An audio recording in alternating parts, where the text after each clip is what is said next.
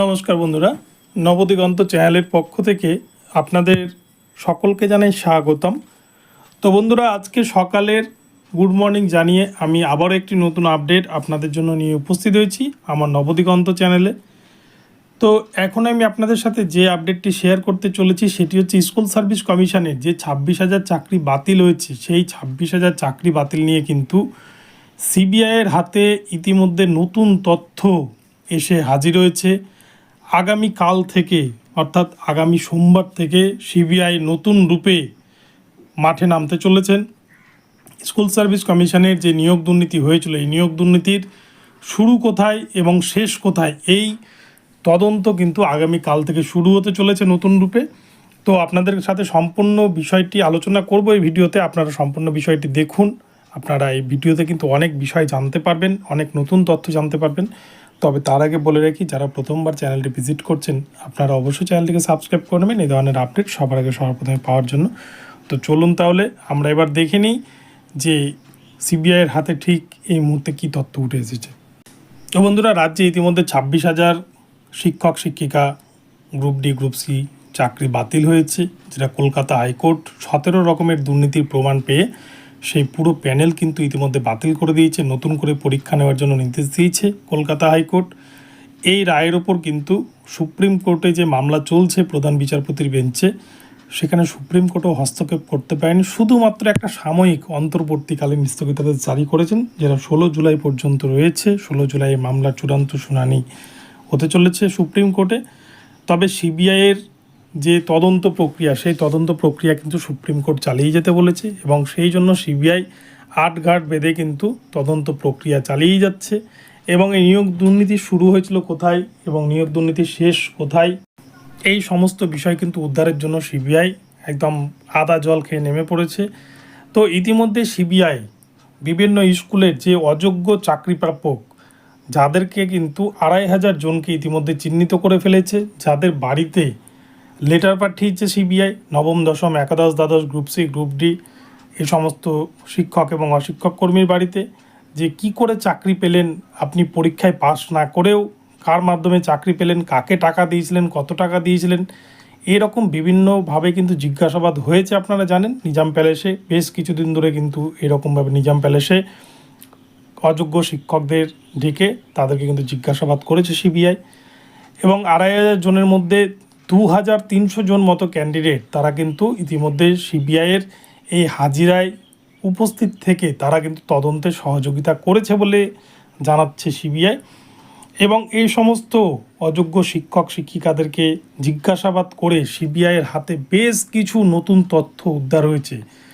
এক্ষেত্রে কিন্তু সিবিআই জানতে পেরেছে আমাদের পশ্চিমবঙ্গে বিভিন্ন জেলাগুলিতে ছড়িয়ে ছিটিয়ে থাকা বিভিন্ন স্কুলগুলিতে চাকরি করছেন এমন বহু শিক্ষক এবং গ্রুপ সি গ্রুপ ডি এ রয়েছেন এরকম বহু নন টিচিং স্টাফ, তারা কিন্তু এজেন্ট হিসেবে কাজ করছেন, প্রার্থীদের থেকে লক্ষ লক্ষ টাকা তুলেছেন, এমনটাই কিন্তু দাবি জানিয়েছেন যারা অযোগ্য শিক্ষক ইতিমধ্যে 26,000-এর প্যানেলে রয়েছেন, যাদেরকে ইতিমধ্যে সিবিআই চিহ্নিত করে ফেলেছেন।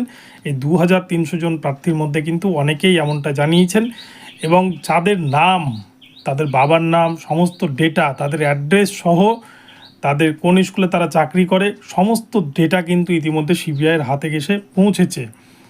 তো এক্ষেত্রে কিন্তু আমরাও দেখেছি যে আমাদের নিকটবর্তী বিভিন্ন স্কুলে বিভিন্ন যারা টাকার বিনিময়ে হয়তো ওয়ার্ক এডুকেশন বা ফিজিক্যাল এডুকেশনে অনেকেই চাকরি পেয়েছেন, বা যারা দুর্নীতির সাথে যুক্ত অনেকেই কিন্তু এরকম অনেক অফার অনেক বেকার যুবক যুবতীদের দিয়েছেন, যে টাকার বিনিময়ে চাকরি, শুধু বলেছেন পরীক্ষায় ফর্ম ফিল আপ না করে থাকলেও চাকরি করে দেওয়া যায়, এরকম কিন্তু কথা অনেক এজেন্টই বলেছেন। তো এরকম তথ্য কিন্তু সিবিআইয়ের হাতে এসে পৌঁছেছে ইতিমধ্যে এবং এই তথ্যের ভিত্তিতে সিবিআই কিন্তু এতদিন ধরে এই সমস্ত নামগুলো গোপন রেখেছিল। কিন্তু সিবিআই আগামীকাল থেকে এই সমস্ত স্কুলে চাকরিরত যারা এজেন্ট, যে সমস্ত শিক্ষক অশিক্ষক কর্মী যারা এজেন্টের কাজ করতেন, যারা শান্তিপ্রসাদ সিনহার কাছে টাকা পৌঁছে দিতেন, বা শান্তিপ্রসাদ সিনহার যারা এজেন্ট তাপস মণ্ডল কুন্তল এদের কাছে যে টাকা পৌঁছে দিতেন, এদের কিন্তু এবারে জিজ্ঞাসাবাদ শুরু হতে চলেছে আগামীকাল থেকে সিবিআই, এমনটা কিন্তু জানা গিয়েছে। এবং এছাড়াও নাইসা হচ্ছে ওএমআর মূল্যায়নের দায়িত্বে ছিল, ঠিক যেমন প্রাইমারিতে এস বাসুরাই কোম্পানি ওএমআর মূল্যায়নের দায়িত্ব ছিল, তেমন কিন্তু এসএসসির ক্ষেত্রে নাইসা বলে একটা কোম্পানি, তারা কিন্তু এই ওএমআর মূল্যায়নটা করেছিল। তো সেই নাইসার যে প্রধান কর্তা তিনি কিন্তু এসপি সিনহাকে যে পার্সোনাল মেল করতেন, এসএসসির অফিসিয়াল যে ইমেল আইডি রয়েছে সেখানে মেল না করে শান্তিপ্রসাদ সিনহাকে যে সমস্ত নামের লিস্ট পাঠাতেন এবং প্রার্থীদের কত নম্বর ম্যানিপুলেশন করতে হবে সেটা কিন্তু এসপি সিনহাই বলেতেন। তো এই সমস্ত তথ্য ইমেল মারফত কিন্তু ইতিমধ্যে খুঁজে পেয়েছেন সিবিআই আধিকারিকরা। এই সমস্ত ডেটা কিন্তু আগামী 16 জুলাই 2024 তারিখে জমা করতে চলেছে সিবিআই সুপ্রিম কোর্টে। ফলে ডিওয়াই চন্দ্রচূড় স্যারের বেঞ্চে আগামী 16 তারিখ এই মামলার যে কী পরিণতি হতে পারে সেটা কিন্তু বলা মুশকিল। তবে সিবিআই এখনও পর্যন্ত তদন্ত প্রক্রিয়া চালানোর পর কতজন অযোগ্যকে চিহ্নিত করছে সেই সংখ্যাটা এখনও পর্যন্ত কিন্তু নির্দিষ্ট জানা যায়নি। তবে এখনও পর্যন্ত যেটুকুটা বিভিন্ন সূত্র মারফত জানা যাচ্ছে তাতে কিন্তু সংখ্যাটা প্রায় 10,000 ছাড়িয়ে গিয়েছে এবং যেখানে কিন্তু প্রার্থীদের নম্বর ম্যানিপুলেশন সহ বিভিন্ন তথ্য, আরও নতুন নতুন তথ্য কিন্তু ইতিমধ্যে সিবিআই উদ্ধার করে ফেলেছে।